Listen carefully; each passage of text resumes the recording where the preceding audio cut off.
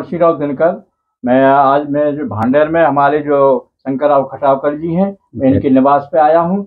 एक हमारा शुभ त्योहार, ये असत पे सत्य की जीत वाला और उस पर दुराचार को सदाचार पे जीत करने वाला और अधर्म पर धर्म की जीत पे हमारा त्योहार दशहरा मिलन हुआ है। तो मैं कहना चाहता हूँ कि जो है अनाचार और दुराचार पर सदाचार की जीत, दिनकर संयम का पालन करें और पालन नियम और नीति।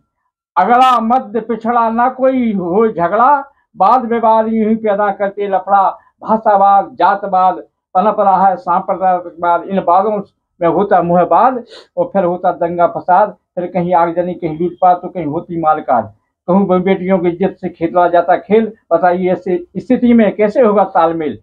जब जब नारी के साथ दुष्कर्मियों ने दुराचार किया है और तब तक इस धरा पर रामकृष्ण ने अवतार लिया है। जब जब दुराचार अनाचार की चली है आंधी, तभी भारत भूमि पे अवतरित हुए गौतम गांधी। मैं आज इनके यहाँ आया हूँ और मैं इनको जो है एक पत्र दे रहा हूँ कि और जो हमारे तुलसी साहित्य अकादमी से जुड़े हुए हैं, मैं हमारे जो है खटावकर जी, मेरे जो डॉक्टर शंकरराव खटावकर जी हमारे तुलसी साहित्य अकादमी के भी पदाधिकारी हैं और ये अच्छे वकील भी हैं और शास्त्री भी हैं। तो मैं आज इनके यहाँ निवास पे आया हूँ और मैं जो है दशहरा और दीपावली की शुभकामना देता हूँ। जी खटावकर जी बताएं। खुशी के अवसर हर वक्त नहीं आते, भाव और गीत कवि रोज नहीं गाते। अरे ध्यान से सुनो जरा, मेरे जैसे मुक्त कवि रोज नहीं आते। सुखी दाम्पत्य जीवन जीना चाहते हो, एक सूत्र मुझसे सीखिए। सुखी दाम्पत्य जीवन जीना चाहते हो, एक सूत्र मुझसे सीखिए। पत्नी यदि मौन है तो उसे मत टोकिए, खुदा खास्ता यदि वह बोल भी जाए तो कहिए प्रिय, जब तुम्हारे होठ बंद रहते हैं तब तुम बहुत सुंदर दिखती हो। खाना खाते वक्त पति ने पत्नी से कहा, खाना खाते वक्त पति ने पत्नी को झल्लाते हुए कहा कि तुम बेटे को खूब खिलाती हो, मुझको नहीं। तुम याद रखो, तुम पत्नी मेरी हो, बेटे की नहीं। बेटा बोला बाप से, पिताजी ये माँ मेरी है, आपकी नहीं। अपने को विद्वान समझने वाले पुस्तक का अध्ययन कर रहे व्यक्ति से एक कारीगर ने पूछा कि आप क्या पढ़ रहे हैं। चश्मे को ऊपर उठाते हुए अध्ययनरत बोला कि तुम्हारे जैसे मूर्ख इन पुस्तकों के बारे में क्या जाने। तब कारीगर बोला कि बिन देखे मैं बता सकता हूँ कि तुम ज्योतिष शास्त्र पढ़ रहे हो, इसीलिए मुझको मूर्ख कह रहे हो। अध्ययनरत बोला मैं ज्योतिष शास्त्र नहीं, मैं तो व्यवहार शास्त्र पढ़ रहा हूँ। कारीगर फिर बोला कि व्यवहार शास्त्र आपके क्या काम आया, आपको तो बोलने का ढंग भी नहीं आया। मैंने भगवत गीता का हिंदी में रूपांतरण करने का प्रयत्न किया।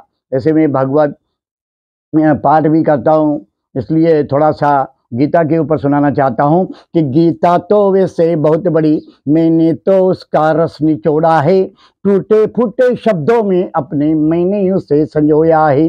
गीता रूप संस्कृत का समझ नहीं सब पाते हैं, देकर रूप से हिंदी का पद्यों में इसे बनाया है। क्या बतलाया श्री कृष्ण ने, अर्जुन ने क्या समझा है, समझ सके हर नर नारी ऐसा सरल बनाया है। आशा है मुझको ऐसी सुनने में आनंद आपको आएगा, ध्यान लगा कर सुन लीजिए कल्याण आपका हो जाएगा। मैं अधिक समय नहीं लूंगा। भगवत गीता के 5वें अध्याय का सार बताना चाहता हूं कि प्रसन्न अप्रसन्न अथवा सुखी दुखी न होना चाहिए मनुष्य को, चाहे परिस्थिति आए अनुकूल अथवा प्रतिकूल। कि सुख दुख द्वंद्वों में फंसा मनुष्य संसार से ऊंचा उठ सकता नहीं। स्त्री पुत्र परिवार का त्यागी सन्यासी होता नहीं। सच्चा सन्यासी वह होता जो कर्तव्य का पालन करता और राग देश करता नहीं। जब आती अनुकूल परिस्थिति हर्षित जो होता नहीं, प्रतिकूल परिस्थिति के आने पर दुखी है होता नहीं। अनुकूलता प्रतिकूलता धन ये आसक्ति के कारण है। बुद्धिमान मनुष्य द्वंद्वों में फंसे नहीं, ऐसा बताया है। और 5वें अध्याय में द्वंद्वों से रहित होने को जताया है। बहुत बहुत धन्यवाद। अच्छा जो है देखिए बहुत बढ़िया इन्होंने गीता का और भागवत का संस्मरण और सारंश सुनाया है कि हमको जो है कर्म प्रधान है। कर्म प्रधान दुष्कर राखा जो जस करे सो तस फल चाहि। इसी गीता में भी कहा कर्मण्य वाद का इस्तेमा फलेषु कदाचन, जो जैसा करेगा उसे फल की इच्छा ना करे। कर्म करिए, फल की इच्छा कर, क्योंकि फल देने वाला तो मैं हूँ।